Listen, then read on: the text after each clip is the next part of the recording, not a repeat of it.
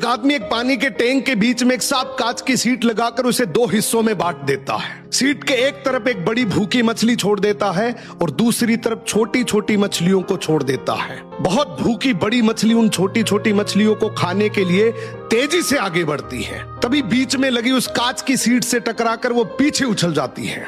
निराश हुई वह मछली फिर से कोशिश करती है, लेकिन फिर से उसी कांच की सीट से टकराकर पीछे उछल जाती है। गुस्से में वो बड़ी मछली बार बार कोशिश करती रहती है और हर बार उसी कांच की सीट से टकराकर उसकी सर पर चोट लगती रहती है।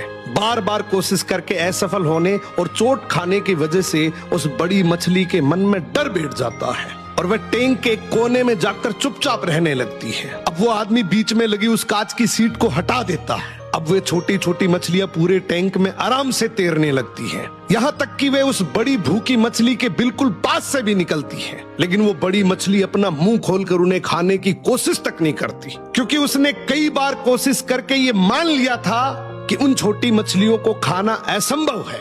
एक समय ऐसा आता है कि उसके चारों तरफ खाने के लिए मछलियां मौजूद होने के बावजूद भी वो भूखी रहकर मर जाती है।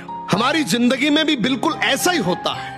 किसी काम को करने के लिए हम कई बार कोशिश करते हैं। जब हम बार बार असफल होते हैं तो हम मान लेते हैं कि ये काम हमसे कभी नहीं हो सकता, लेकिन हकीकत यह है कि जिस रुकावट की वजह से हम पहले असफल हो रहे थे, अगर वो रुकावट बाद में हट भी जाए तब भी हमारा दिमाग यही मानता रहता है कि अब ये हमारे बस की बात नहीं है और हम दोबारा कोशिश ही नहीं करते।